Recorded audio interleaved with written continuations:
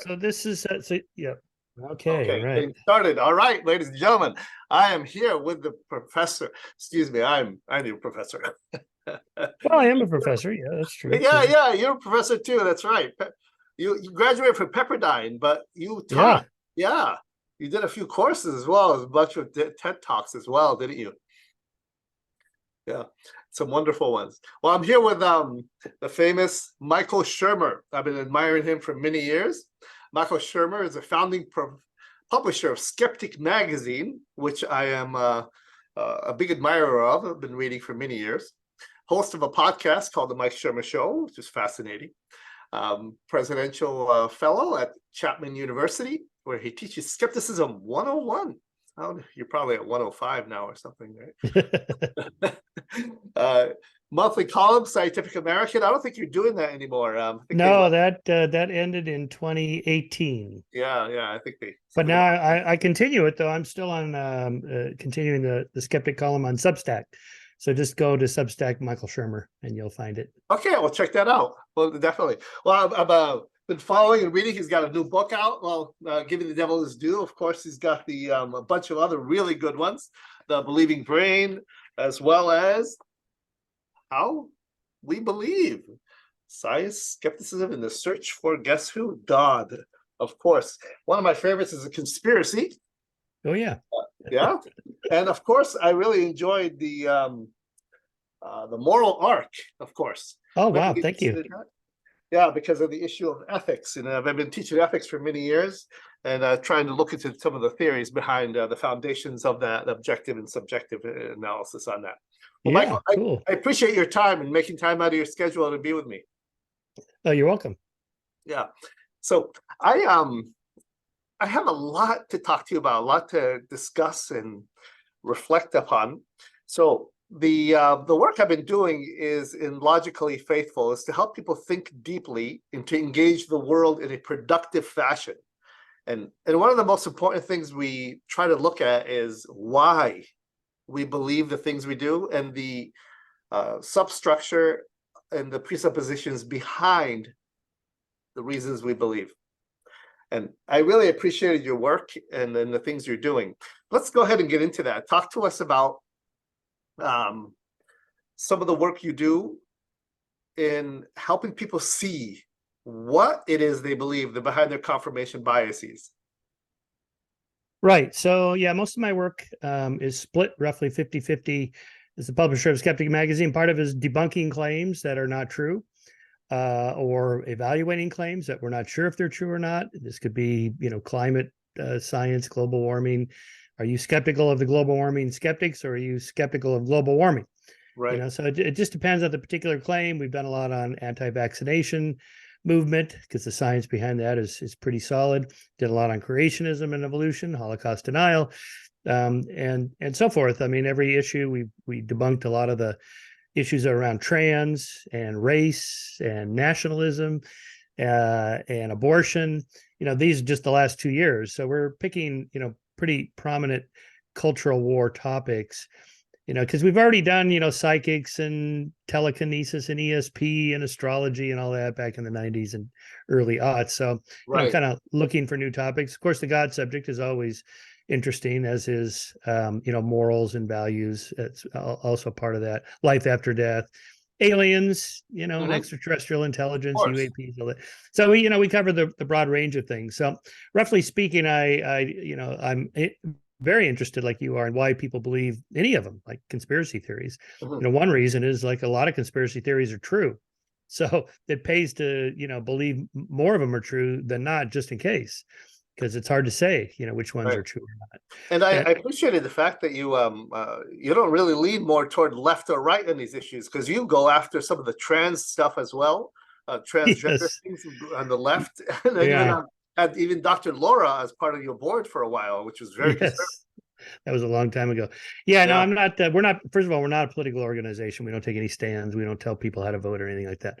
All we want to know is, which issues intersect with science and rationality that we can evaluate in some critical thinking manner. That's it. And sometimes it can't be determined. Pro-choice, pro-life. This is not a simple subject. It's not obvious who's right. And in fact, I think that's not even the right way to say it. It's that, it depends on, how you define when life begins, depends on your political orientation, depends on your attitudes toward rights of adult women versus the rights of the fetus. And, there's not a obvious right answer there. So there, you just have to lay it out and go, well, here are the issues, you decide what, you believe. And, a lot of times it's like that in the issues we deal with. It's interesting. I would like to get into some of the presuppositions behind that. I do want to touch just a little bit about the biology thing there. Many people, like maybe in the field of embryology, will argue that life does begin when the embryo begins to form, does it not? Or how are we doing now? How are we going to define what life actually is? Is that where you're going at here? Yeah, that's right. Yeah, exactly. There is no good place to draw the line. Science is going to answer that question for us. So a lot of it depends on viability outside of the womb, which is, right. When Roe was first determined, that was, the science and technology, it was not very good for that. And we've pushed that date back. I mean, or earlier, right? You can sustain a fetus outside of the womb much earlier than you used to because of technology. So that's not going to help us there. And science, the moment there's conception, you start getting cellular division and so forth. But even there, even religious people don't agree on, when ensoulment takes place. Right. When does the soul enter the body? Because it can't just be right at conception, because sometimes there's twins. So what, the soul is split, and each twin gets half a soul, and so on. So even like Catholics and Protestants don't agree on some of those fundamental issues, and science just says, well, it's a continuum. And it's a little bit like, what's the right age for drinking or voting or whatever. Right. Well, 18. Well, there's nothing special about 18 from the day before when you were 17. Exactly. It's just a continuum. But the law has to draw the line somewhere. Right. And because that's how laws work. And science isn't in the business of writing laws that are definitively true or false. It just depends on what the goal is of the law and so on. So I think my intuitions are about the whole thing. The science behind it is roughly what the intuitions of most Americans are. That is, first trimester, it should be legal. Third trimester, it should not be legal. Somewhere in that second trimester, week 20, 22, week 18, that's, in terms of polls, how most people feel about it. And the, legal, safe and rare is what most Americans want. And Republicans have found out about this since the overturning of Roe. They thought, oh, well, we can just capitalize it on this momentum and go all out, banning abortions completely 100% for everybody, no excuses. And the voters have thrown them out on their butts for that. And because that's not right. That's not a rational way to think about it. I'm not sure how many Republicans actually believe what they say about that. I think they're sort of catering to the base, thinking, well, if Americans are pro-life, then I'll go even stronger pro-life, and maybe I'll get more votes. So politicians are kind of cynical, but so there you end up with conflicting rights issues, which is a lot of life is conflicting rights issues. As Thomas Sowell famously said, there are no solutions; there's just compromises. Like the trans issues. Trans rights are human rights. Yeah, okay. I don't think somebody who's trans should be fired from their job or discriminated against or anything like that. They should be able to get a home mortgage and a loan just like everybody. But on the other hand, a male to female transitioner who wants to compete in women's sports, well, now hang on. There's a physical difference there. So now you're conflicting with women's rights to compete against other women in women's sports. And therefore something has to go. You're either going to support women's rights or you're going to support trans rights. Which is it? And what is your argument for that? So I've made a pretty clear and strong stand against trans athletes competing against women, male to female trans. I mean, I don't even like to call them trans women because they're not women in that context. They're men that are claiming to be women, but they're not women. And so the gray area there is, I suppose, these very young children who sometimes feel like they're in the wrong body, that sort of thing. This is gender dysphoria, but it's vanishingly rare. It's like 1 out of 50,000 to 100,000. It's just nothing. And the current trans movement, which is we think is a social contagion, where half the class of some junior high school or high school is declaring themselves trans of some sort. That can't be right. There's no, that's ridiculous. Yeah, it's totally ridiculous. So Yeah. anyway, that's how I think about those kind of continuum issues. Yeah, I did a paper on American Philosophical Association on the issue of abortion, and when I was focusing on it, I just got so caught up in the biology of it, I started moving away toward the personhood question, not the biology question. And the personhood question became more of a philosophical question than of what it is to be human. And is the fetus a human, or when does human life begin? When does human life cease to exist? During the person. Yeah, personhood. Yeah, human versus person is also different, right? A person with legal rights. Well, that's going to depend on what country you're in, and so on.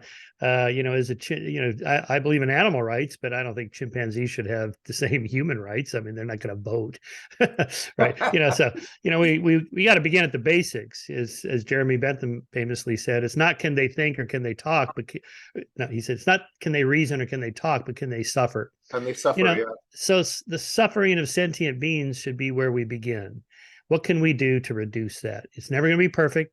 There's always going to be compromises. Can't have everything, So like I wrote about the double murder of Lacey Peterson and her unborn fetus, and if I recall correctly, I forget his name, Mr. Peterson. He's in jail Scott now. Peterson, yeah. Scott Peterson.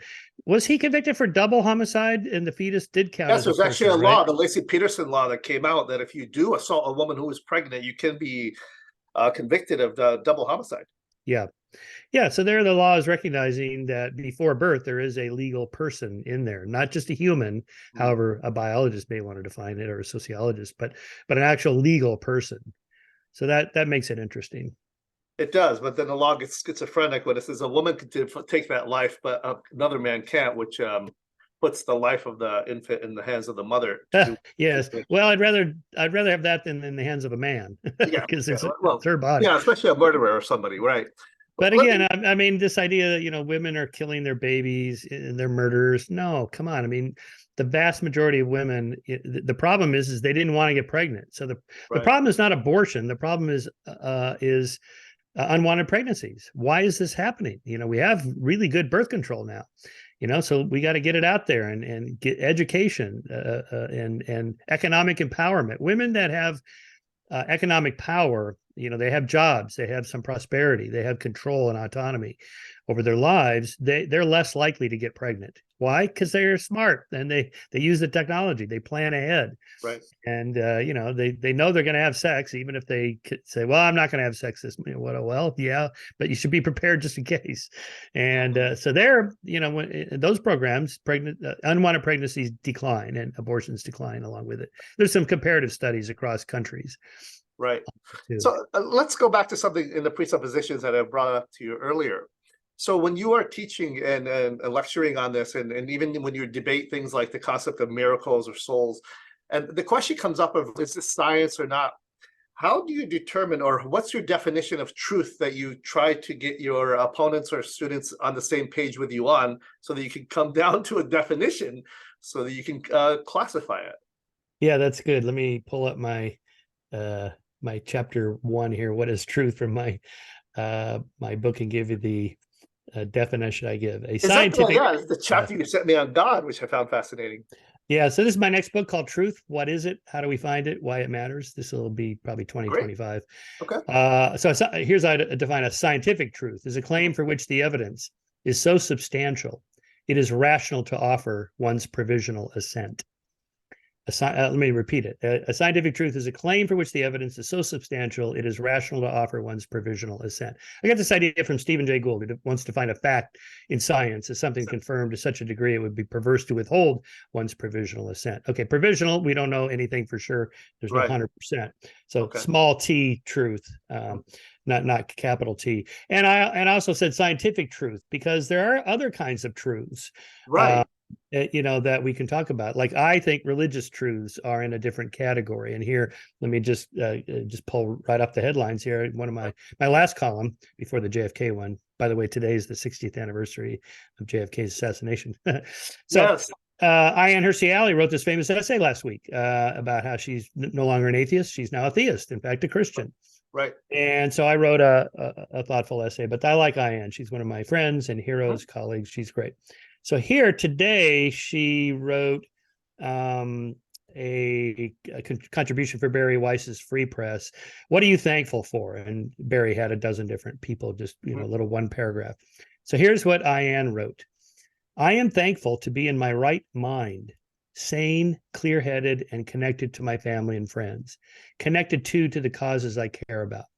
Last year, this time, I was in a place of darkness. I felt small, scared, and alone. I shrank away from love. I trusted no one. I felt lost and longed for oblivion.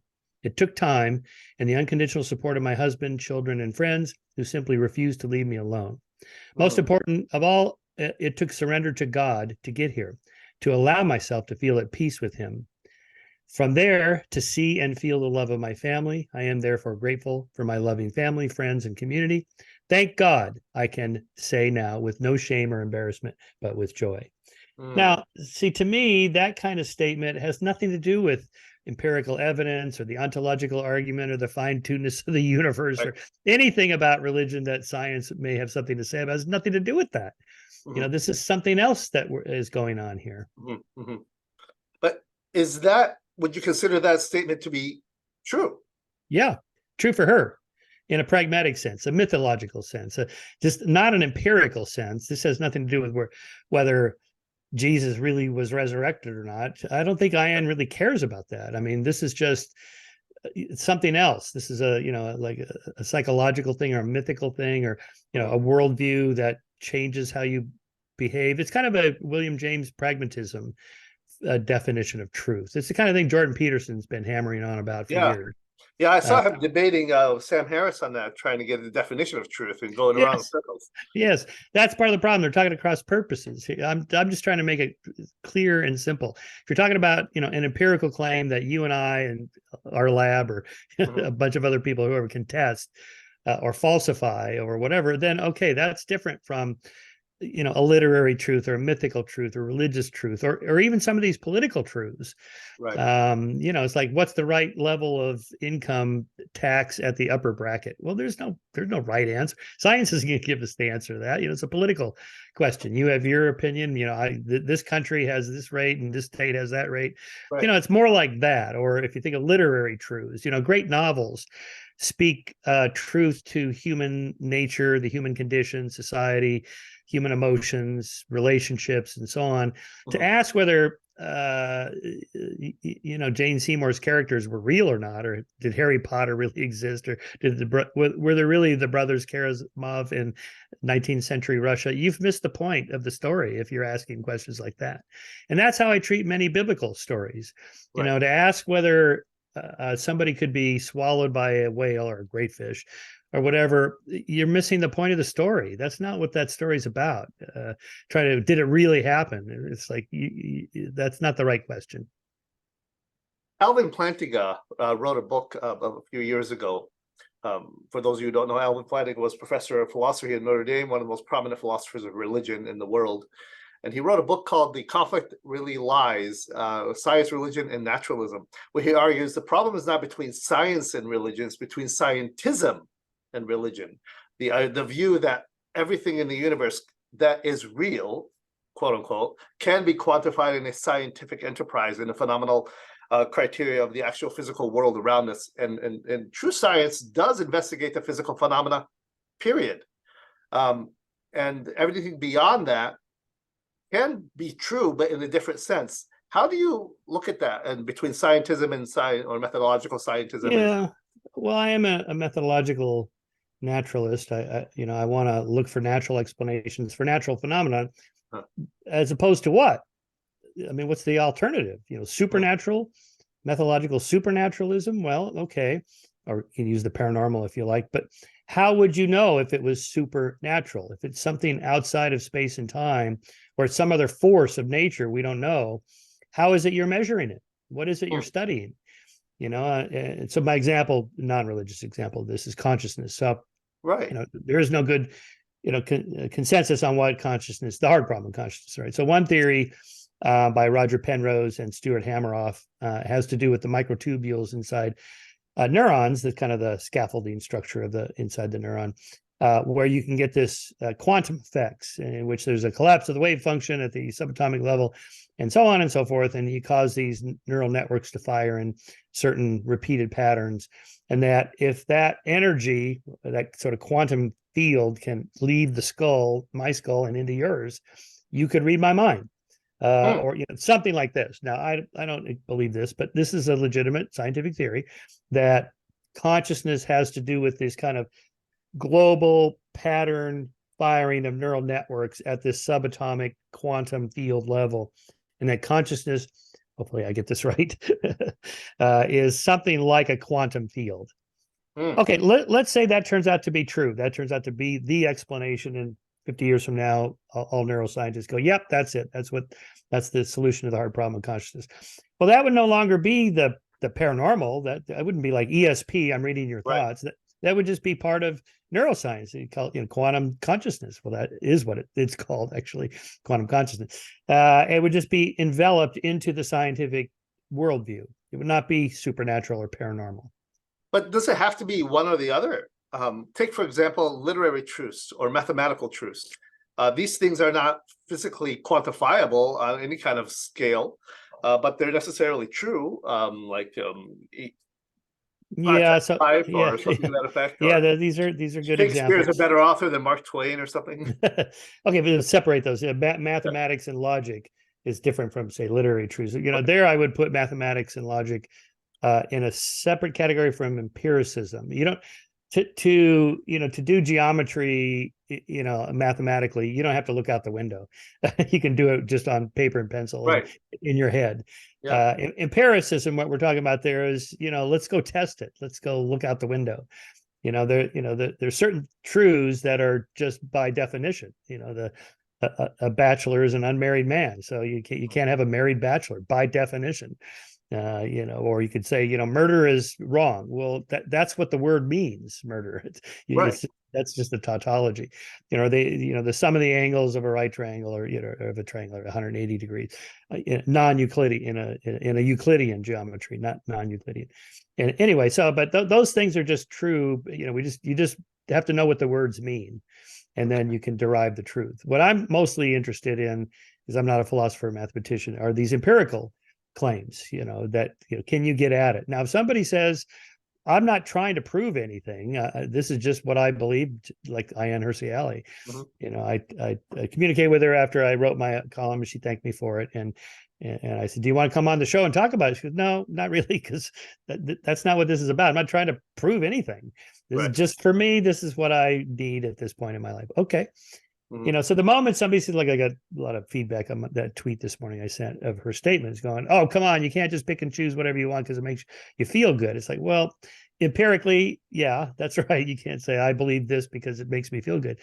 But if we're talking about something else, I'll give you an example. So Ken Miller is a microbiologist at Brown University. He's the author of one of the most well-used microbiology textbooks, but he's most famous for debunking the intelligent design creationists, all that business about the bacteria flagellum in the eye. Michael Behe. Yeah. Michael Behe's Darwin's Black Box. Ken just demolished all that stuff, and he wrote a book about this, and he appeared on trial as an expert witness at the Dover trial, and it was a slam dunk. He's great. All right. But he wrote a book about his whole experience doing all this. And the last chapter was on how he accepts Jesus as his savior. He believes the resurrection happened. He's a Catholic, and he went through the whole thing. And so I remember I was at a conference with Ken and Richard Dawkins. And, Ken, this came up, of course, and Richard wants to poke the hornet's nest a little bit. And he says, okay, Ken, let's say we found a piece of the true cross. And, like in the Middle Ages, everybody had a piece of the true cross. But we actually had it. It was dated, carbon-14 dated. And on the piece of the true cross is a little bit of flesh. And we could extract the DNA from the flesh of Jesus. And, do you think it would have the same kind of DNA structure, a double helix and so on, like of a human? Because supposedly, he's a divine being. And, Ken just kind of stopped him cold and said, Richard, I'm not claiming any of this is true. or it's testable, or you could prove it. He goes, I'm a Catholic. I believe in Jesus because that's what we believe. Hmm. It was like, Hmm. huh, all right. So it was kind of a conversation stopper. Like, yeah, all right. Well, where do we go from here? And the answer is nowhere. Where? Kind of the end Right, of the right. Yeah, yeah. See, I have trouble with that as a believer myself, but also as a philosopher. If what I believe is just some conjecture of mythology, like I believe in Mickey Mouse or something like that, it makes me want to say, hold on a minute, put the brakes on. Is there something more to your belief system than just sociological manipulation of elites who are telling you a story that makes you feel good, like the Lord of the Rings, or believing in like the magistrates who run the universe, like or those funny gods in the Scientology who plant these little microbes right. inside you. Yeah, that makes me uncomfortable in one level, Yeah, because you can't yeah. touch it, right? That way, there's no conversation, there's no empirical. It doesn't have to be even empirical, even a logical discussion at that point. I think the answer would be something like, again, William James's pragmatism, or Miguel Unamuno's fideism. So fideism, Fideism. This was introduced to me by Martin Gardner. So Martin Gardner was the predecessor to me at Scientific American. He wrote the games column there for 25 years. And he was one of the founders of the modern skeptical movement. I mean, he was a major debunker of Uri Geller and psychics and ESP and all that stuff. Many, many books about this. He debunked Scientology and Oregon reading and all this things were popular in the 50s, UFOs Right. and he and James Randi, Paul Kurtz, Ray Hyman, and a few others founded the Committee for the Scientific Investigation of Claims of the Paranormal, CSICOP, now known as CFI, Center for Inquiry.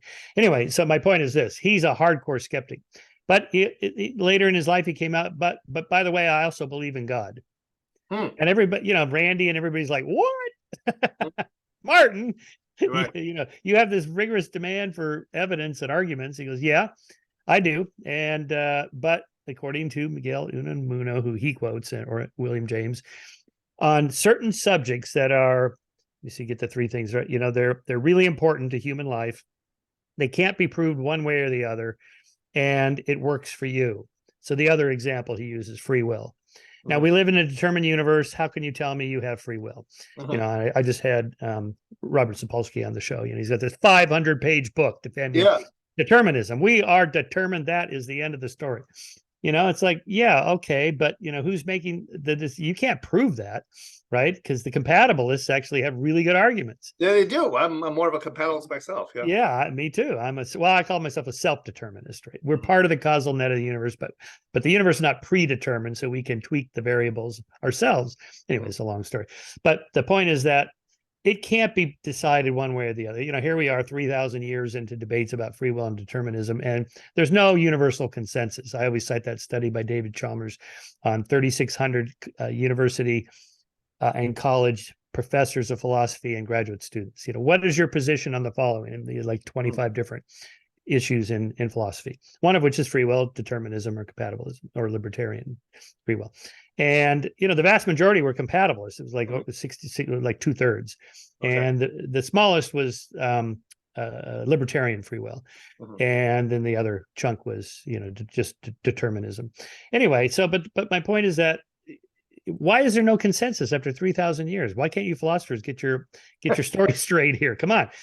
Most of the cosmologists have reached some reasonable consensus about the Big Bang, and evolutionary biologists about evolution, and climate scientists about global warming. There's kind of this general consensus.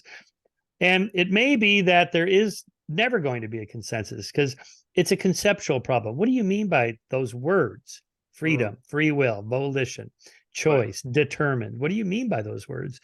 And so Martin's point, back to my story, was that big issue, along with God's existence and the afterlife, no one knows, and we probably will never know. So go ahead and believe whatever you want. There's no one can stop you. They can't prove you're wrong. It makes a difference in your life. So three things, is it important to human life? You can't decide it one way or the other. And it's important to your life. It makes a difference for you to believe in whatever it is, And Mm. in fact, I think, in my opinion, most determinists are theists when it comes to free will. They all say they don't believe in free will, but they don't act like it. Not at all. They act completely free, like they are making choices. Oh Because yeah. how would you function otherwise? Right? You never leave the house. Like, I don't know what's going to happen. Yes, you do. You know what's going to happen. You're going to make choices and go out there and make them. Yeah, it's impossible to live a life like that, to believe that. But let me go back to the question of beliefs in general. So right now, what's happening, and I know you've been talking about this as well, and you wrote a really good article about the Israeli-Palestinian conflict and Yeah. the denial of some of the evil that's happening. But I noticed even on both sides of that, where confirmation biases kick in, where people don't realize that they lean one side or the other, and that actually blinds you to minimize the truth claims of another and to maximize the truth claims that actually you subconsciously believe. How would you recommend people deal with questions that are so important to them, like the Palestinian-Israeli conflict or God issues, and try to see it as objectively as possible with that? Yeah, the best first step is to steel man the other side. If here I do defend Israel, and I abhor the anti-Semitism and the Jew hatred we've seen in recent weeks. But if you said, could you steel man what the Palestinian case is, I'd probably have a hard time doing that, because this isn't one of my particular areas of study. So, but I know a little bit. Yeah, okay, they were living there before. I'd try to make some argument. Right. Like, try to see it from the Palestinian perspective. I could do that. I mean, I would challenge myself to do that if I was going to take a strong position. Well, I got family there. My family's Jordanian, so we're very connected intimately with the problem. Yeah, but you can do this on any issue. I'm pro-choice. All right, what do you think are the best pro-life arguments? I asked this of my students who are mostly pro-choice. They're dumbfounded. Like, they hate women. It's like, no, that's not one of their arguments. Right. Or, why do you think people are skeptical of vaccines? Or, why do they embrace conspiracy? Can you actually put yourself in someone else's shoes? Right. Kind of the principle of interchangeable perspectives. How would you feel, or what would you think if you believed X? If I was a theist, what would be my best arguments to make for God's existence? If you don't know what those arguments are, then you're not really a good atheist. Or if you're a pro-choicer and you don't know what the pro-life arguments are, your position on pro-choice is not very strong. You got to know what the other side thinks. So on any issue, just ask yourself, if somebody else was sitting here in the room with us that was on that other side, what do you think they would say? Sometimes I ask my friends this just on like a personal level. I had a fight with my wife, and she said this and she did that, and if she was sitting here right now, what would she say? And he's like, oh, well, she may have a point. It's like, oh, okay. That's hard to do. None of us likes to do it. I don't want to do it. Right. How can you see the other side, right? Yeah. And to be able to see the other side, you need to be able to be open to the other conversations from other people who disagree with you, right? I have something here I want to share with you from William Clifford. I thought you'll appreciate the article he wrote called "The Ethics of Belief." I'm sure you've come across it multiple times. Anyway, I don't know. I don't know that article, so tell me about it. No, interesting. Oh, it's one of the wonderful articles he wrote back in the day. It's actually beautifully written. It's he actually talks about a man who has a ship. He owns a ship, and he ends up renting it out to a few people. And he knows it has some serious problems in the structure of the ship. And he has it going from England to the Americas. And he realizes that they could sink. It could be a problem, but he has insurance on it, and he just trusts divine providence for it. Well, the ship goes off, and it does sink, and hundreds of people die. William Clifford says that man is guilty of all their deaths because I do remember this paper. Yeah. Yes, somebody was talking about this. Is a great continue, please. Yeah. It's a great thought experiment. He believes that you can take some things on faith, but he says no. If there's something serious enough, you should not believe it unless you have investigated it thoroughly. And he basically says if you don't have time to believe it or investigate it, then you don't have time to believe it either. And this is the summary of it, and I'll just quote it here. He says, to sum up, it is always wrong everywhere for anyone to believe anything upon insufficient evidence.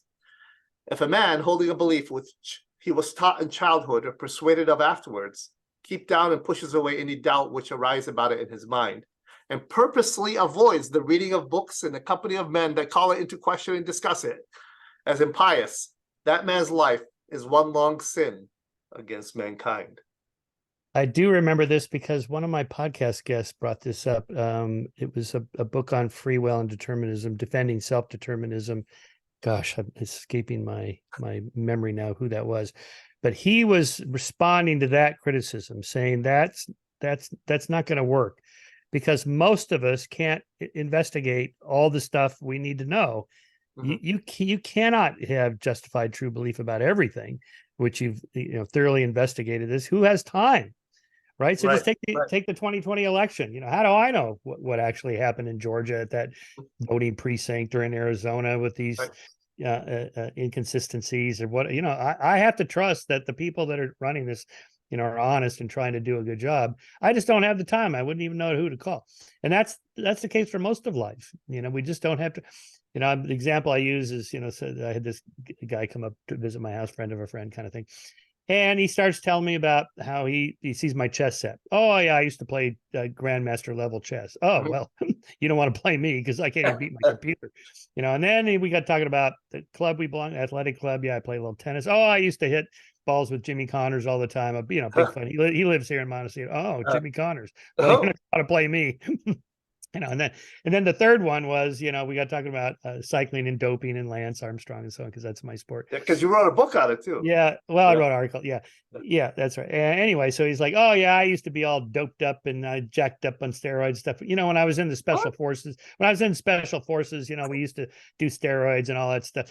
Now you got to picture the guy sitting across from me. It looks like Pee Wee Herman, right? I'm like, dude, really? we were in South American countries, we'd take out these dictators on the special, Green Beret. And I'm like, this guy is just probably full of shit, but I don't have the time to fact check this guy. I don't, I wouldn't even know who to call. So the point is I think we make decisions all the time about what to believe without really having enough information. We have these heuristics, these little rules of thumb, 3 bullshit stories in a row. Right. I'm probably just not going to believe you. Right. But if somebody tells me one little thing, I'm 6'1" when they're actually 5'10", whatever, it's not a big thing. I'm not going to check. I'm not going to measure the guy, or whatever. So a good rule of thumb then is to the question, the major things of life, like who you're going to marry, what house to buy, what God to worship, maybe these kinds of things you should. Yes. Yeah, absolutely. Yeah, I think so. Okay. I think so. And when you do investigate those things, do you have some kind of rubric? Do you have some kind of criteria that people can go through and say, all right, if I'm going to believe this, how can I check whether I'm just buying into this like everyone else is? Like if I was born in Iran, more than likely I'll be a Shia Muslim, etc. Right. How would I stop myself and question that? Like even as a believer now, I'm very uncomfortable with people just believing things purely because it's faith. Unless that faith is grounded in something beyond my own subjective emotional. Yeah, for the most part, again, I think we should live our lives that way to the extent that you can. Like for Skeptic Magazine, we did an issue on race. I had a pretty strong article critical of critical race theory, and another one critical of DEI programs and all this stuff. And then I thought, but I got to have somebody that makes the case for systemic racism. Is this real? What is this? And so I got, this Harvard professor and a couple of her colleagues wrote a beautiful article, basically outlining the way it's historically what's happened to Blacks in America over the last 400 years and why, there are still issues systemically, just, not redlining in real estate, but just a lot of these kind of things you don't even think about in banking and finance and cumulative wealth over generations, and all these kind of deep-rooted things that most of us don't see when we're just walking around. Right. So I just, okay, we're going to publish that too, even though I kind of feel strongly the other way. But so the point is, you have to do that to the extent that you can. Like I really should read the op-ed pieces instead of just in the Wall Street Journal. I should go over and see what they're talking about in the New York Times. Or if I'm glued to Tucker Carlson or Fox News, maybe I better check out what Rachel Maddow says on MSNBC just to see, because they're probably going to, and a lot of times this, like two completely different stories, even though it's the same event they're talking about, like October 7th. Like these people are, what are they even looking at? Because I'm looking at the same thing. I don't see it. So, that's a problem especially for political, economic, ideological issues. You just have to find out what somebody else thinks.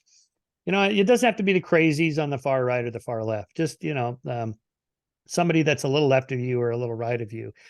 The problem is if you're at the far left pole, then everybody is to the right of you. They're all going to look the right way. So you got to move away from the poles.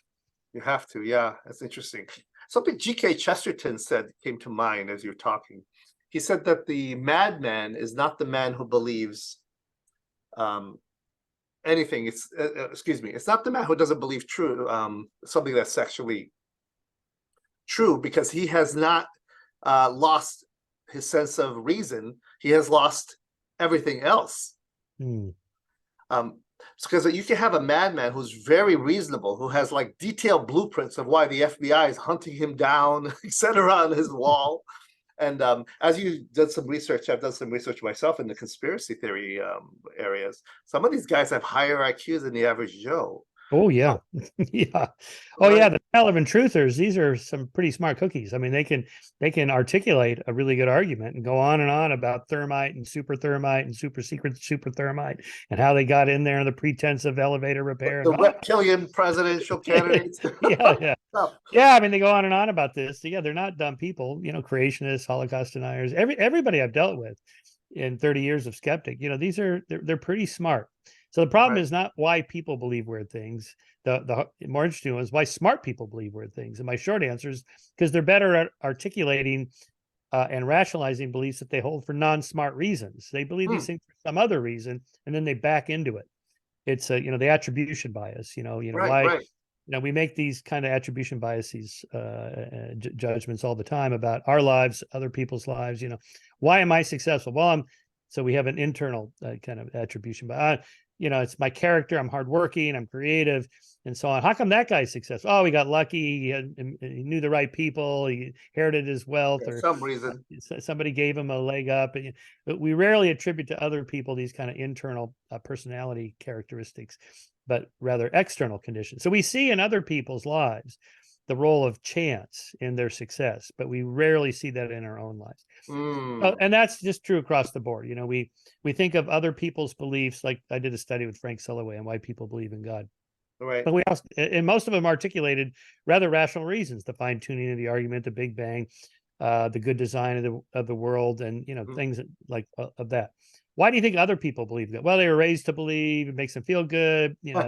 It helps them deal with death and grief and so on. These are all like emotional attributions to themselves. They, almost nobody said. We had them write out an essay and then we coded the essays and had different people read them. Okay. And but rarely did anyone go, well, I believe because it makes me feel good. Like at least Diane's being honest. I was I was an alcoholic and dark and in a dark place, and she went to therapy and so on and found God, and now things are better. That's you don't often hear that, at least. Well, to me, I think that's more honest about why most of us believe most of what we. It's just we kind of stumble into it. Egghead.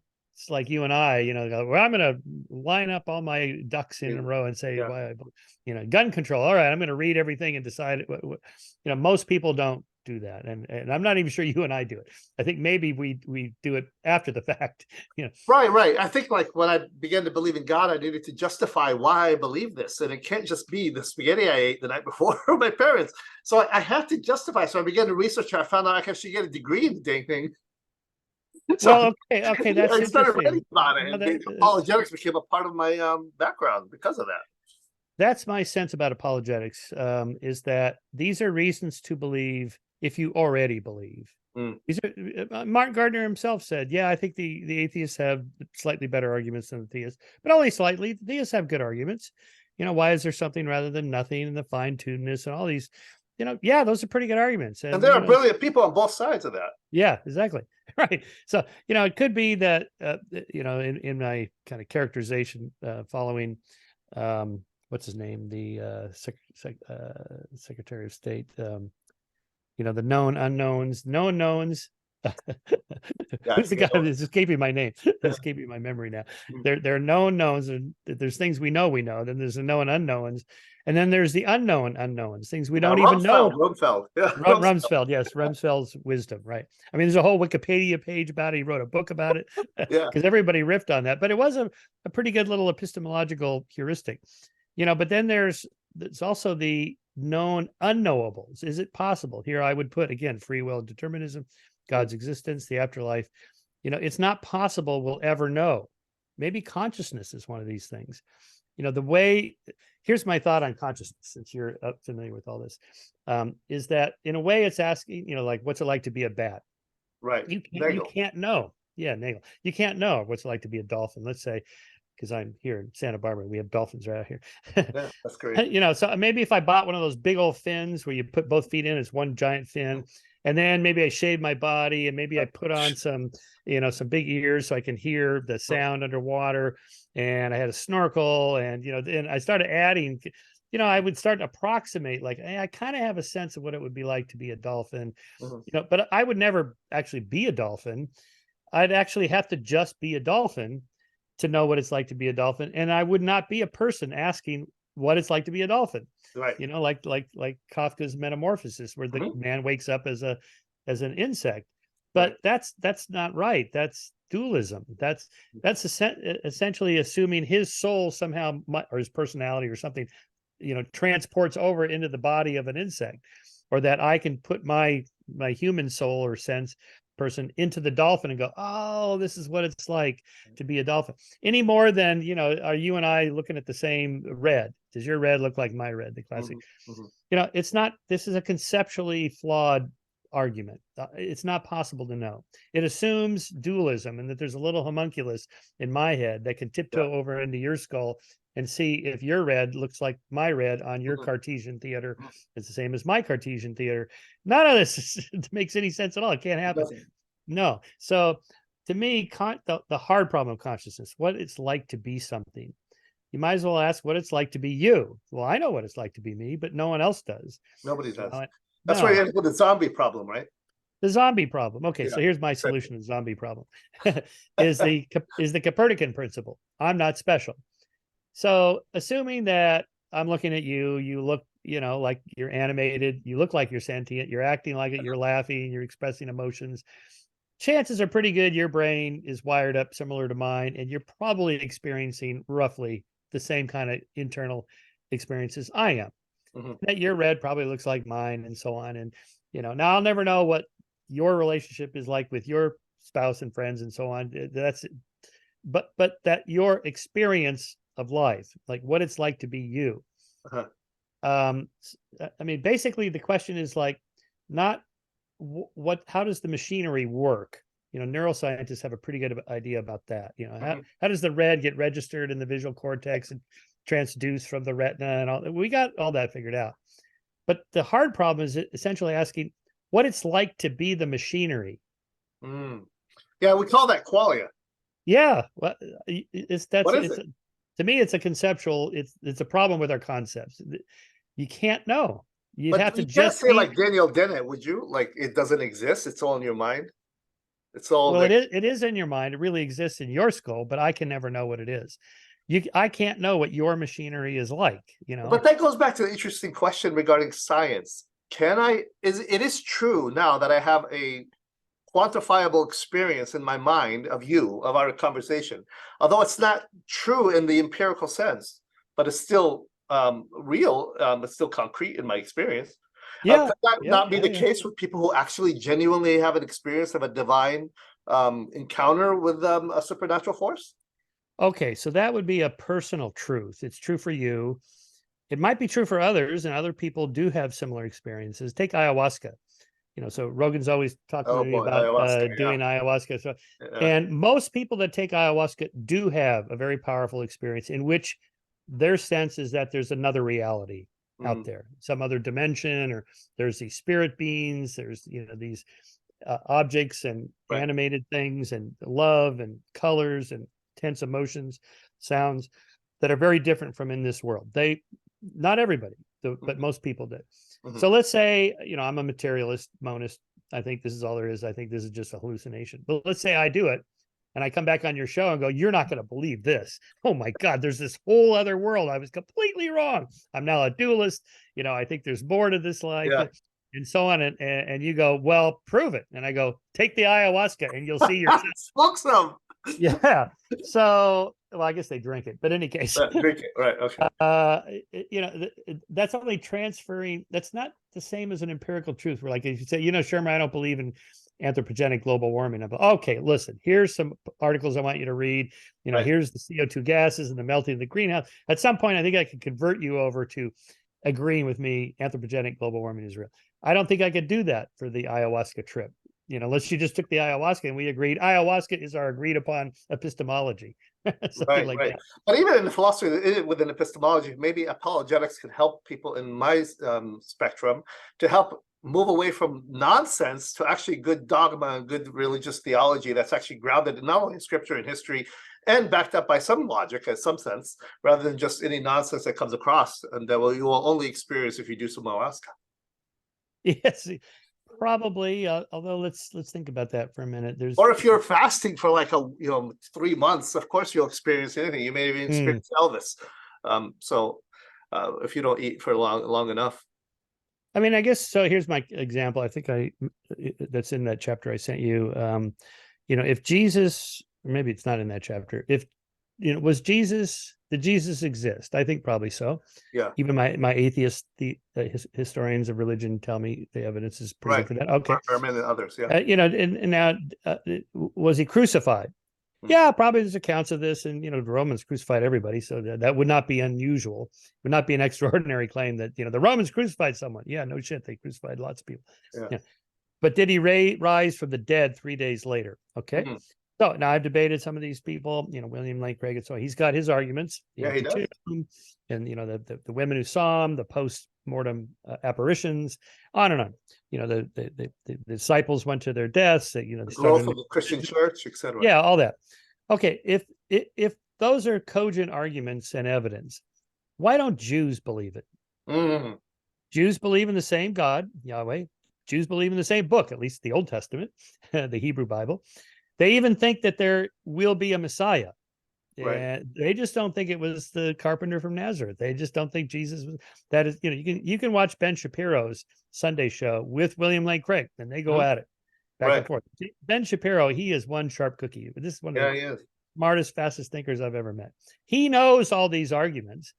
He's not rejecting them, out of some spite or he wants to be an atheist or nothing like that. He's just like, that's just not convincing. I heard your arguments. I'm not convinced. Okay. So that tells me, just kind of almost sociologically, this could be in one of those areas where you just either believe it or you don't. It's not. This is where I want to get your expertise on this, Michael, if I may. You can have somebody who is Jewish in their presuppositions and look at the strongest evidence for the resurrection of Jesus or Jesus being the Messiah and say, no, I don't believe it. Based on the presupposition of the Jewish substructure of their mindset that says, this can't be true. Because if it's true, it's going to shatter everything that builds up who I am. In the same way, like David Hume, when he looks at the concept of miracles, he said, no matter what evidence you have, I can't believe it. I have a presuppositional, he doesn't say that, but he has a presuppositional bias against miracles. So even if a miracle happened in front of him, he say, more than likely, I was delusional than the fact of that miracle or that man rising in front of me, walking on water actually happened. Because I have this substructure around me that tells me it can't be the case. I've debated Muslims and the issue of whether Jesus is the Son of God. I mean, that's not something that's empirical, but just look at the logic behind it. No matter how good the logical arguments are from the Christians in Islam, the clash is there because of this substructure that's built up. Like, if I believe this, I have to give up everything I know that makes me who I am. Yeah, that's too hard for people. Yeah, that could be. Yeah, it is. Yeah. Just remind me, who do Muslims think Jesus was? Just a prophet, but not the Messiah, right? Yeah, one of the many prophets. Actually, he's mentioned more in the Quran than even Muhammad. So I believe he's one of the best prophets, but not the final prophet. Right. Yeah. So only a prophet. Actually, he specifically said in Surah 3 that he is not the Son of God, and that's something that's created by the Christians and the Jews to deceive everyone. I guess the question is then, how seriously do you take that passage from Paul? If Jesus has not risen, then there's no reason to be a Christian. Well, I would take it very seriously. Yeah, yeah, right. And so Jews and Muslims don't. They go, no, sorry, I'm just not convinced. Yeah. Now, Yeah. you're if you're counter to that as well, but that's because you're Muslim or Jewish. No. Then how would you respond to their counter argument? Which is, well, you're a Christian. Exactly. Yeah. Yeah, and that's where the theologians get mixed up, where they say, like Jesus himself says in John, that no man comes to me unless the Father draws him. And that gets Right. into a big free will, divine providence kind of problem of God saying, oh, the only people who are accepted by God are the people who God actually chooses based on Yeah. predeterminism. Yeah, and Yeah. that's a problem for me as well. Yeah, I would think so. Yeah. I don't Yeah. know, just to speak personally, I'm just not terribly worried about it. I've, followed the arguments for my whole adult life. I was a Christian for 7 years. Yeah. You mentioned I went to Pepperdine. Before I went to Pepperdine, the reason I went to Pepperdine is because it was a Church of Christ school, a religious school, and it didn't hurt that it was in Malibu. and my couple of my buddies went there. But I did take it seriously, and so I know the arguments. I understand the mindset and all that. But is there a way we can break out of this If someone's genuinely interested in breaking out of it, how do you recommend they would do it? Just read widely. Yeah, just read widely. For me, an eye opener was kind of taking this kind of anthropology, sociology classes about comparative world religions, comparative mythology Right. in the 80s, the 70s.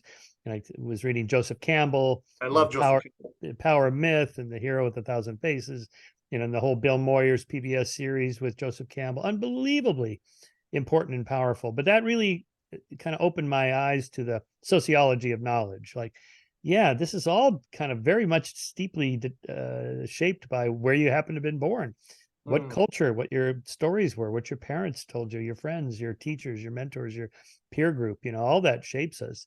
And that would be true for science. So the only hope we have for science is that it has some extra tools in it, built into it, that it's not just based on where you happen to have been born. There's not Indian physics and African physics and American physics. There's Right. just physics. And presumably, although we're all trapped in a 3D brain or whatever, maybe the aliens know some other physics we don't know because their brains are 20 times larger. Who knows? But for the fact that we're human and that there's these cultural differences in what people consider to be true, that is the case in many areas of life, but not all. And one of the goals of science is to see if we can break out of that. That it's not just what I happen to believe or my tribe, that it's more universal reality is what we're after there. So if there's a metaphysical presumption, is that there is a reality and we can know something about it. So you and I have been kind of teasing apart, well, what would go in that bin? Right. Exactly. Yeah. Okay. Climate change. And so, do we vaccines, but do we put God biological man, etc. Yeah. But would you put God in there? Okay. Well, I'm not sure the answer to this at the moment. I'm thinking it may be, again, one of these unknown, it may be a known unknowable. We just don't know. And you can push the causal chain all the way back as far as you want. At some point, we're going to hit a wall. Maybe you can't put God in there. Maybe you could put something like Jesus, because he's there's empirical evidence for him and etc. So maybe that would be help more. Yeah, I don't know. What convinces you that Jesus rose from the dead? What is it that see that goes back to the earlier points that you got up, right? Like the arguments presented for the resurrection of Jesus and the historical credibility of that and the foundation of the church, etc., that grew and became the most powerful humanitarian organization in the history of the world. Those things are really powerful. Also, on a personal level, I had an experience that altered my life, and I can't deny. I say, "Oh, it didn't happen. I had too much, like I said, spaghetti." It wasn't that. It was a lot more than that.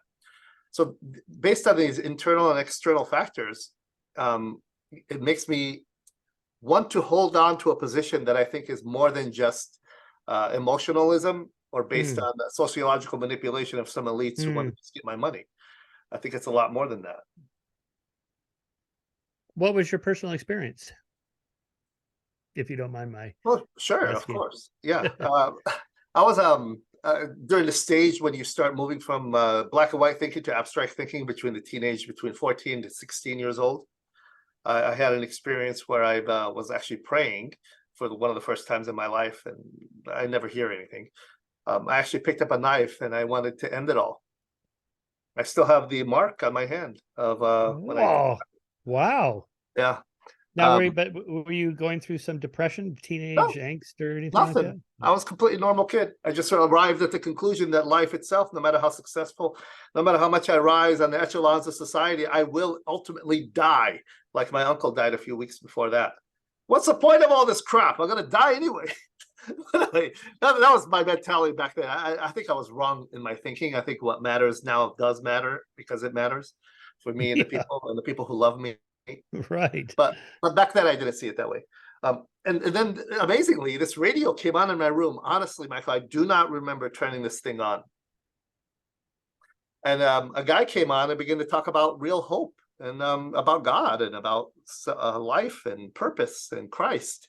I said, well, this really makes sense. I began to pray and I felt an overwhelming sense of peace. It's like the theologians call it a theophany, when an appearance of God in your life that altered the trajectory of my entire life at that moment. I felt peace, I felt hope, I felt an overwhelming sense of purpose. And I began to read the Bible for the first time, and I still have the same Bible I had when I was 15 years old. Here it is. Look at that. That's great. I got something written all over it. I got so many questions that I drove the people at the church crazy, because that's why I went into philosophy. I figured I Now, might pay to do it. what denomination are you of Christianity? Well, my parents and family are Orthodox Christians from the Middle East, from Jordan. And my mother sent us to a Baptist church because they're the only ones who actually cracked open the Bible around us and read it. So we went there, and I went through a period of time where I was really caught up into that period, truthfulness of it, and became a snot-nosed, right-wing Christian. You were? Yeah, and then I realized, well, of course they don't love God as much as I do, otherwise they wouldn't vote Democrat. Ridiculous, stupid stuff like that. No, I had to shift away from all that and realize, people have different perspectives on everything from the Bible to even the very nature of God. But I just couldn't deny going back to that experience I had in that room that day. And when I looked at the evidence for it, it seemed to back up the confirmations I had. But I really wanted to look deeper and say, is this just me because I'm believing it because I'm a Christian? Or is there something more to it? And I'm still struggling through that myself right now. Yeah, sure. And why Christianity? Why not Judaism or Islam or any other of the major world religions that may have served the same role about giving your life meaning and purpose? Very good point, because you can have meaning even as a secularist, like you said, or a humanist. You can find meaning in that route. Well, I'm talking about meaning in an objective sense. That would require something objective beyond it, not just within my own mindset. And Muslims and Jews can do that as well as somebody in Scientology. But the person of Christ and his life, his ethic, his Sermon on the Mount, the foundation of this organization he founded, the church, and the good it did for the world, and his changing of my life and making my life and the people around me and the people I know throughout history, everyone from Augustine all the way down, making the lives of them and the people around them better, influenced my thought process to say, there's something about this Jesus guy that I can't deny that's just so beautiful and magnificent and loving that I don't see that in any other religion. You made a reference earlier to the church as a social welfare program or what did you call it? I was reading your moral arc about that, and that made me question some of the presuppositions I had. I'm trying to be open-minded here. Well, no, but see, my point is that is this one of the arguments that even secularists like Bart Ehrman make, that or Stark, what's his name, Stark, the sociologist of religion, that one of the reasons Christianity succeeded, one of the reasons Christianity succeeded was because it was very open to helping people. It had a more of a kind of a social capital, social welfare assistance to people, whereas other religions were more closed off. Judaism doesn't have a conversion program. No. What do you call it? Missionary, like the Mormons. You got to go out and convert 2 people. Okay. Right. Yeah, they don't have anything like that. And although Jews do take care of their own kind, and it's one of the ways they've survived despite all the anti-Semitism over the thousands of years in the diaspora. They build their own schools, they have their own educational programs, they have their own churches, they have their own everything, health clubs when they're restricted, and so on. And so, but I think your point is that Christianity broadens that to everybody. It does. Not only that, but the church itself started the vast majority of humanitarian organizations, even the foundation of the very hospitals we have in this country and around the world, everything from the Red Cross to World International Mission and Compassion International are founded by the church. Yeah, they do. Even you admitted in your own research. Yeah. There's a whole. You could have people a long who are list. believers give more humanitarian aid to earthquakes and disaster relief and orphans and sex trafficking, as more Christians do that than any other group. Just helping the poor and the broken. That came from Jesus saying, "Love the least of these, and if you do not help the least of these, you don't help me." Yeah. So it's certainly a big improvement over the Old Testament God, who is a bit more wrathful, shall we say. See, I don't know about that. When you read the New Testament, especially when you get to the book of Revelation, Jesus is pretty wrathful, man. Oh, well, Revelation's a different animal entirely. Yeah. Read Bart Ehrman's latest book on the book of Revelation. It's a revelation. That's fascinating. Yeah, the apocalypse. I'm actually reading that right now because I'm writing an article about the Israeli-Palestinian conflict. Oh, gosh. It's coming to be a book now because I'm writing so much about it. Well, yes, that may be a story that doesn't end for a long time, unfortunately. Yeah. But back to your story. Okay, so I don't know if you know. Interesting, you mentioned the radio came on. Okay, so I had a radio experience. Did you ever read about that? I did hear you on the I think it's Unbreakable or Breakable program. I've told the story many times, and regarding your radio. Do you still have that radio? Oh, I still it's let's see, where is that radio? You still have it? Wow. Here it is. Okay. Oh, wow, you still have it. It's a 1977 Philips radio that belonged to my wife. She was raised. Please tell us. I have a lot of my listeners never heard your story about it. Please. Yeah, and her grandfather helped raise her, and this was his radio. So they spent a lot of time together, and he would just have this radio on. Anyway, so he died. And so when she moved to America to be with me, which is, I still think she made a big mistake, but don't tell her. Just kidding. She shipped out all her stuff to my house, and including the radio, but it was dead. It wouldn't come on. Let's see if I can get it to come on now. And let's see. Okay. Now, oh, did I hear something? No, it's still dead. Okay. Anyway, it comes on periodically. There's probably natural explanations for this, but in any case, on the day we got married, again at my house, first we got married at the courthouse in Beverly Hills, just as a legal thing, and then we had a little ceremony at my house, and she was feeling a little blue because she didn't know anybody, just my friends and family. She didn't know them all that well, and none of her family and friends were there because they're in Germany, Cologne. Anyway, so she was feeling kind of blue. We went in the back of the house, back in the bedroom there, and all of a sudden I started hearing this music. Now, what happened when she shipped this radio is I couldn't get it to work.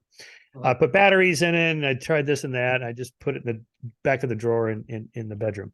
And then all of a sudden we start hearing this music, and it's like, what is that? It's like, is my laptop open? No. My iPhone? No. Is it the neighbors? No. And then I think, it's coming from the desk. I open the drawer, and here's this radio, and it's playing music. And it's like, what the fuck? Are you kidding me? And it was like perfectly tuned, this beautiful music station and classical music, whatever it was. And it's like, whoa, now, we're atheists. We don't think, Grandpa's there in the bedroom with us, which would be weird. But just that there was a connection. The timing. Deepak Chopra thinks it's the timing, that there's like quantum fields or whatever. Love is what brings these things together, whatever it is.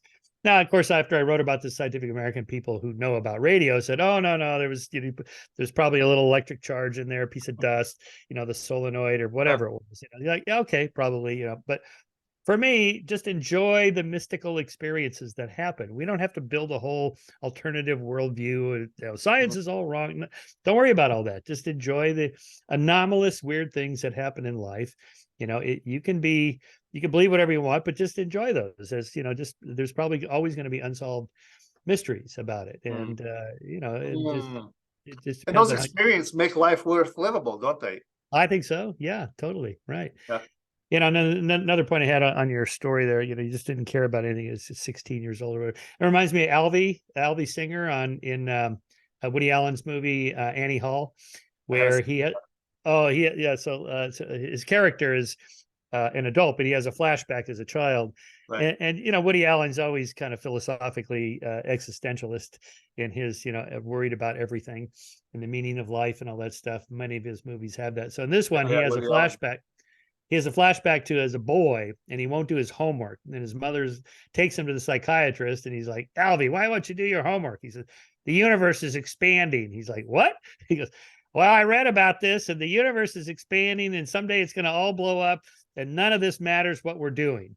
And his mother upbraids him and says, "What's the universe got to do with it? We live in Brooklyn, and Brooklyn's not expanding."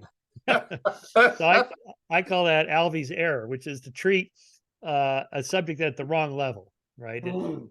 And I brought this up with I was watching William Lane Craig debate Shelley Kagan, philosopher, and they got into this. And William Lane Craig's basically said, "Look, if there's no God in afterlife, then nothing we do now matters." And Hitler got away with it. The Holocaust didn't have any meaning. You know, all that suffering, none of that matters. And Shelley says, "It doesn't matter. Are you kidding me? Of course it matters. It matters to the people that were suffering Mm. at that moment." You know, Mm. that we live in the here and now, not 14 billion years from now when the universe is going to be dead or whatever it is. Right. It's we live now. So you should be good now to other people, regardless of what happens later, because that we don't live later. We live Right, now. right. Yeah. No, that's a good point. That's a good point. It does matter to the people now, and it matters to me now how it affects it. However, there's another perspective. Take, for example, a Roman soldier, okay, let's say around 30 AD or 20 AD or something like that, who kills a peasant woman, rapes her, kills her family, and hides all the evidence and burns the bodies and moves on in his life. You know, thinks it mattered to them because they're dead, of course. But on a theological framework, even Immanuel Kant argued one of the reasons for the acceptance of the moral law, you know, his famous phrase, I believe in the moral law within and the stars and the high stars host above. And those are the two things that give me pause. For that soldier to do what he did and get away with it questions the whole paradigm of morality, of being connected to what Aristotle called the eudaimonia, good life and a happy life. If they're not connected, then you could be happy as a mafia lord for a long time and get away with a lot of crap, as opposed to the old lady who's feeding her kids basically half a potato and trying her best to do her best to honor that. And she ends up dying of a violent death, and he dies in his, Yeah, and he's happy, right? Yeah. Well, in the history of humanity, there's a lot of those. Yeah, we see that when you deny this, you know, some kind of judgment at the end for the people who get away with it, and for the people who have done good, just to pass off into nothingness. They did. Well, that's doesn't right. Does that give you pause there? Well, of course, it gives pause, but that doesn't mean that there is a cosmic courthouse in which justice will ultimately be served. The point of the moral arc is that there's less of those people than there used to be. I should say a smaller percentage. Larger population, probably more. In other words, fewer of us today think slavery is okay and torturing people is fine and genocide is all good as long as it's not your tribe. Or it's the Palestinian people. Yeah. I mean, yeah. So yeah. Okay. I don't want to get off on sidetrack of that because that's a hard one. Yeah. You know, I've always supported the two-state solution. It looks pretty grim at the moment. Yeah, me too. You know, I think Netanyahu's probably got to go. You know, and I don't know, but that's a separate. Anyway, side point, yeah. But the deeper point, yes, of course, I do think there is objective morality. I do think it transcends you and I, American culture, Western culture, whatever. It transcends humanity in the sense that as a species, we are born with a sense of right and wrong. Now, what you think is right or wrong in particular maybe is shaped by your culture. You know, you should like that, you should not like this, whatever. Those vary a bit across cultures, but why should you feel guilty about anything? That's a deeper question. And the answer is it comes from evolutionary psychology, is because we are not atomized beings in which we live by ourselves. We interact with other people. So if you take Richard Dawkins' selfish gene model, that you know, that my goal is to capture as much energy as I can for myself, and then of course genetically for my kin and kind. in order to survive and reproduce, right? So the whole point of life is to push back against entropy and capture energy to continue, because entropy is just grinding away. There's a million ways to die. So now that is my internal calculation, but I don't live by myself. I live with other people.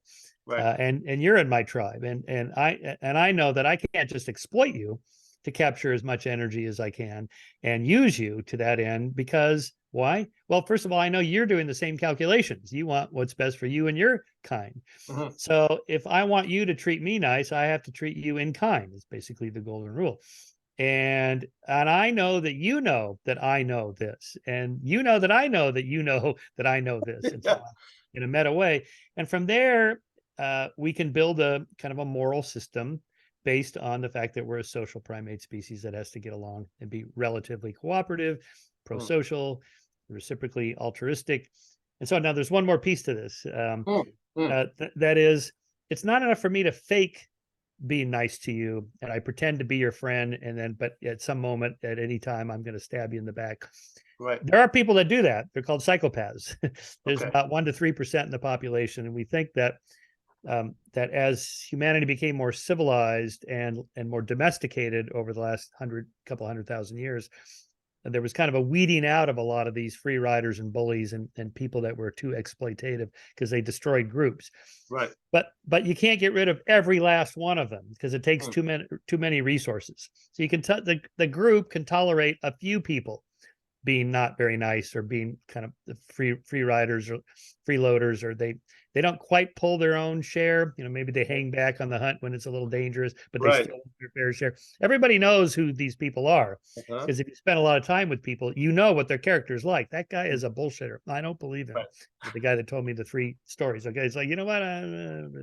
Okay, and so morality depends on you actually feeling like you want to do the right thing. Like it's a deep-seated feeling, and that you get a sense from me that I am a nice person. I'm not just faking to be exploitative. I'm not a Machiavellian. There's the dark triad: Machiavellianism, psychopathy, and narcissism. There are those people, but not many of us. Most of us are good people, and you can get a sense of who that is by just spending time with people or gossip. There's studies on gossip that most of what gossip is about is other people. Yeah. Who can I trust? Who do I don't trust? Who's a liar? Who's a cheat? Who do I like? Who do I not like? What's the kind of social reputation? Is this guy trustworthy? Well, other people, they like him. Yeah, okay. Now, psychopaths know this, so they can try to exploit it. But if you spend enough time with people and you have a lot of experience, it's like if you lie or cheat on your spouse or your business partner, maybe you could do it once. But if you did it a second time or a third time, that's it. You're probably getting divorced. Your business. Right. And as you said, that's wise, though. That's right. There's a lot. It's kind of a game theory logic, game theoretic logic. What's in the heart of the person, right? Like something Jesus said was, out of the abundance of the heart, the mouth speaks. That's right. You're going to trip up. They are, right?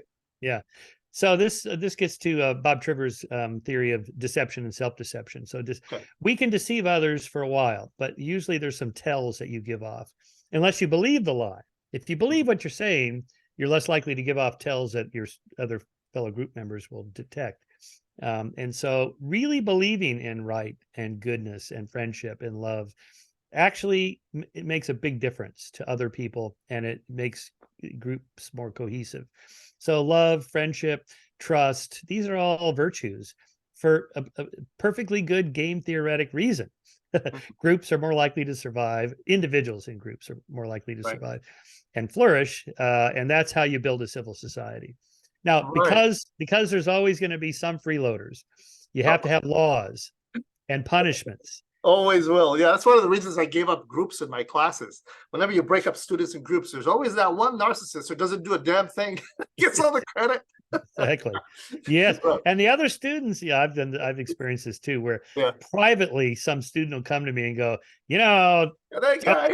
He's not really, I'm like, okay, thanks for letting me know. Don't tell him I told you. I'm like, okay.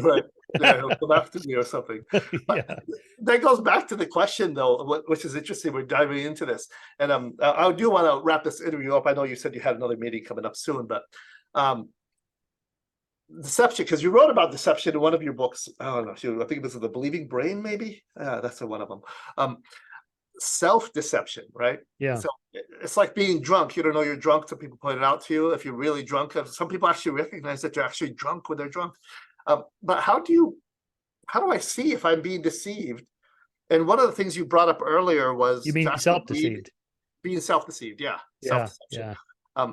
Any thoughts on that in your research? How Well, do you? there's, well, first of all, we all may be self-deceiving. So this is back to where we were earlier. You got to engage with people who don't agree with you. I mean, this is the whole point of peer review in science is like, I had this theory. I'm just, let me show it to you so you can tell me if I'm delusional, if I gone up the deep end here with this Right. theory of string theory or whatever it is. And that's the whole point of engaging with other people and don't work alone in isolation, because you might be self-deceived. That's the Feynman principle. The first rule of science is don't fool yourself, and you're the easiest person to fool. And that's right. So you can't work in isolation. And the reason for that has to do with back to trust and that article you mentioned, in which can you really know everything you need to know? You can't. So we depend on other people. It's kind of a wisdom of the crowd phenomenon, or the pull the audience from Who Wants to Be a Millionaire. On certain questions, large groups of people are pretty good. The estimating the weight of the cow kind of thing, or the how many jelly beans are in the jar. Right. The reason the crowd works on that is because there's a bell curve of estimations, and most people are going to be within one standard deviation of the correct answer, because the two extreme answers cancel each other out. Right. So if you have like 100 people estimate the number of jelly beans or the weight of the cow or whatever, you're going to get the final average, the mean, is going to be pretty close to the actual truth. Now that doesn't work for everything, technical issues in science or whatever, but general questions, that works pretty well. And that's how most of life is for most of us in a group, your family, your friends, your group, that if everybody I know is doing X, it's a reasonable assumption that's probably an okay, safe thing for me to be involved in. Now, not always, but because I don't have time to check these things. And You can't. so, right. In a way, democracy very much depends on that trust. I got to trust. This is why I'm worried about next year. We know Trump, whatever happens, he's going to say he won. We know this. He said so himself. Right. And so then what? Because I can't go to Georgia or to Arizona and check for myself to see what happened.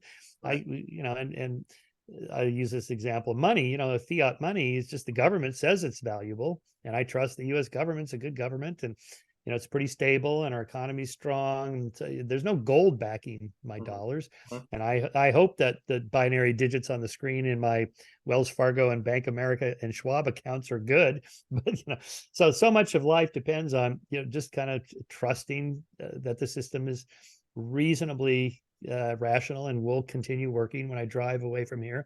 Trust that the brakes on the other guy's car are going to work. Right. And exactly. I can't check all that stuff. And, so most of life, I think, is like that. We have to do that. So my point is that most people, most of the time, are moral and want to do the right thing.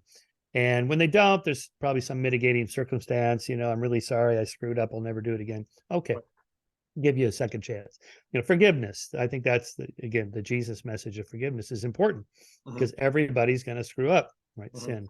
And but if somebody screws up three times, let's say your spouse cheats on you once, boy, I don't know, maybe I'll take him back. Second time, that's probably it. Third time, you're done, buddy. Yeah, you're full. Stay there. Yeah. So forgiveness is okay to a certain extent. There has to be some true contrite apologies given for what was done and so on. Anyway, the point of this is that in terms of morality, it all depends on the group you're in and these norms. And it's those social norms that have changed over the decades and centuries and millennia that I think we can rightfully claim moral progress. And again, expanding the moral sphere, if that's what you want to attribute Jesus' philosophy, okay, that's good. Yeah. just And your book, embrace everybody. the moral arc. I know you quote something from Martin Luther King, where he said the arc of justice, or the arc of the universe, leans toward justice. Is that what it is? Yeah. The arc of the moral universe is bending toward justice, right? Right. So then things are getting better, and I know you don't accept some kind of subjective morality. I think I read enough of your stuff. You don't buy that nonsense. But you don't believe that the objective morality is grounded in some divine fiat or some divine moral lawgiver. Well, what I'm arguing that I just gave you like the last 15 minutes is that we're born with it. It's in our nature. Natural. It's part of society. There's a game theoretic logic to all of it. That is transcendent of you, me, American, Western culture, whatever. Everybody has that. This is why so many novels or movies like The Godfather, the logic behind much of what happens in those novels is grounded in human nature. This is back to literary truths. Right. It's a made up story, but there's a truth buried in it about this is what people are really like. And that there's that opening scene in The Godfather where the guy comes to him and says, these guys raped my daughter. And they did these horrible things to her. This is on the day of the Godfather's wedding, and he has to grant a wish. And what's your wish? I wish you could just beat the crap out of these people, kill them. I want you to kill these guys. And Don Corleone says, that's not justice. Your daughter's still alive. But why didn't you come to me before? And he's like, well, I wanted to be a good American, and I trusted the judicial system, and I thought the law and the police would. And he's like, well, you should have come to me first, because tribe, friends, that's more important than government and your nation, right? And then at the end of, I think it was Godfather 2, they do a flashback where Michael comes in and announces to the family on December 8th, 1941, I have joined the army. I'm going into the military to defend my country. And they're like, what? Your loyalty is to the family, not the nation, right? So I really captured that moment. Almost, you could picture this historically, between family and tribe versus these larger collectives that are fairly new. Right. A nation state is a pretty new idea compared to we evolved to care about our kin and kind, those closest to us, for good reason. Right. Yeah, and that does structure a lot of the subcultural and the subconscious morality that we have. Michael, have you ever heard of the story? This is interesting. I love The Godfather, by the way. It's a great series, one of the best ever made. Al Pacino and, of course, what's his name? Bob Bob De Niro. Robert De Niro. No, Robert De Niro wasn't in The Godfather, was he? No. Yeah, he was the young Godfather. He was he was Don Corleone as a young man. It was Marlon Brando. Marlon Brando is who you're Marlon Brando's a big one, right? Yeah. That's who played Jor-El in Superman. I remember clearly. Right. There's a story, I want to wrap this up with this one, and then you get your thoughts on it. There's a science fiction story. You can find it online. It's called "Those Who Walk Away from Amelia." Have you heard of it? It's a sci-fi story that says in this type of galactic universe, galactic center, where they have this incredibly beautiful palace type of city, where it's surrounded by glass and has the best weather meteorologically possible. Geographically, it's incredibly set up well for the growth of land and irrigation. It's got the most beautiful, majestic, mystical animals there. It's got health. They've beaten disease. They've beaten old age. So a place of basically a paradise that's built up. And in this universe, as they're talking about how this is structured and how they have games and Olympic styles and wonderful family orientation of communities, and the economic system is the best. And then the story starts saying, wait a minute, now look below the city, way below the stores, way below the horse stalls, way below the catacombs. Underneath, there's a child. You can't tell if it's a boy or a girl, but every day it's required that somebody go in and beat that child, starve him, and make him suffer. Right. In order for this city to survive, that child has to continuously be tortured. And in the story, some people actually get word that this whole structure is built upon this child's survival. If this child dies or they no longer suffer or torture it, the city will collapse. And they're told that you can't stop it. If you stop it, everyone will die. And there are people who say, you know what? Although this is a whole structure of our moral system, of the structure of our society, I can't do this. I can't live here knowing in my conscience that there's one little child suffering. That's a great story. What's the name of that story? Those who walk away from Omelia. I'm gonna read that. And they end up walking away. They walk out into like the proverbial abyss of the darkness, right outside of the city gates, kind of like leaving Eden, so to speak. And Well, those are people who go against the grain, right? Those are like the Martin Luther Kings that go against the entire culture. Yeah. That throws a linchpin in the whole system of thought that says morality is just, groupthink. Yeah. Right? Yeah, because it's not. It's not just that. Yeah, I like that story. It reminds me of the trolley problem. Would you sacrifice the one to save the five? Well, what if it was, would you sacrifice the one to save the 5 million? That the entire city, most people would say, yeah. I mean, most people pull the lever for that, for the sacrifice the one to save the five. Just in case your listeners are not familiar with this, a trolley's hurling down the tracks about to kill these 5 workers. You're standing at the rail switch and you could flip the trolley over to this other track where there's one worker strapped to the rails and it's going to kill the one worker. For some reason, you're not allowed to yell out, "Get up!" Yeah. They happen to be deaf or something, right? Yeah, or send your buddy in to release them from the ropes and whatever. Anyway, and most people say, yeah, they would. But interestingly, follow-ups on that, as you know, that if you say, would you throw the fat man off the bridge? So instead of the trolley switch, you have the trolley going underneath this bridge and you're standing on top of the bridge with the fat guy, and you knock the fat guy off the bridge, you give him a hip check, boom, down he goes, hits the track, the train hits him, kills him, saves the 5 workers.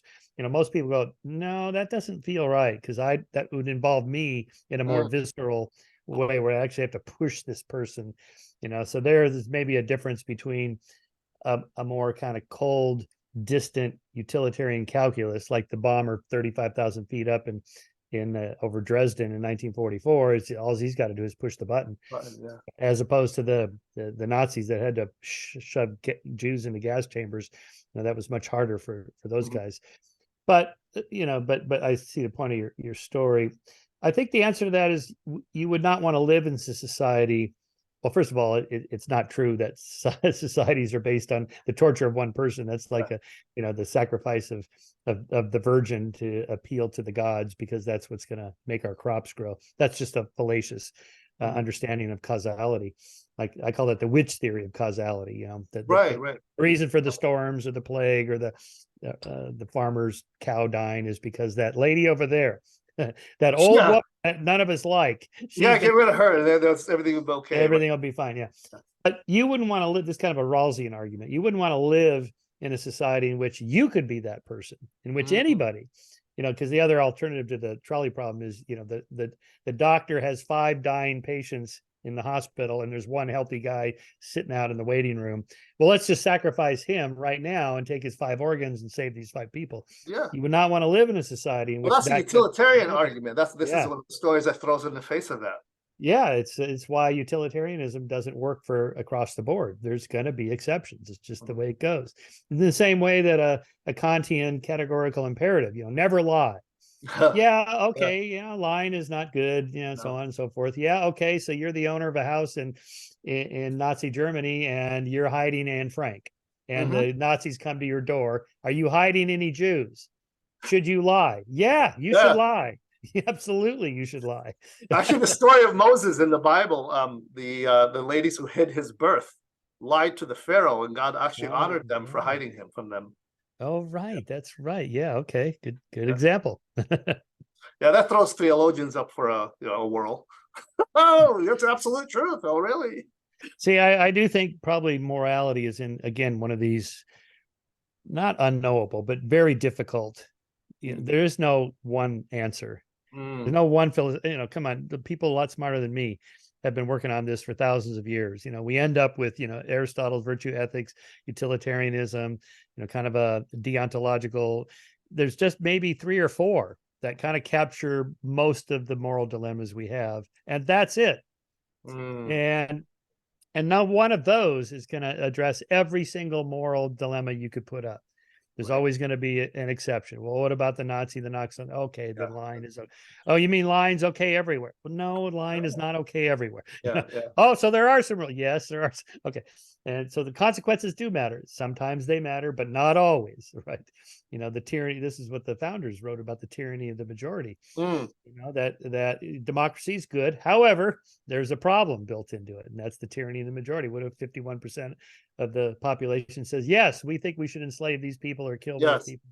No, there's going to be we have to have a Bill of Rights that says, doesn't matter what the majority says. These things here you can't touch. Freedom of speech, freedom of assembly, and so on and so forth. Well said, well said.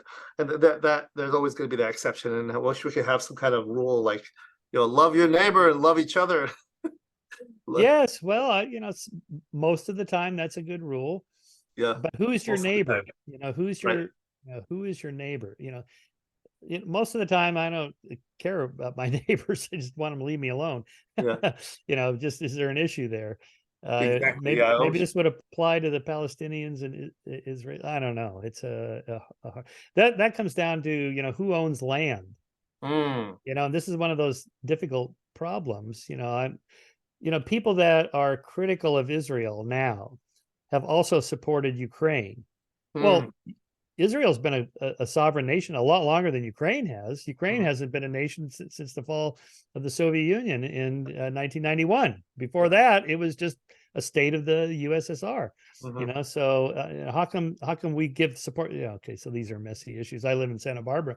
The land that I own, or my house sits on, used to be owned or run or inhabited by the Chumash Indians.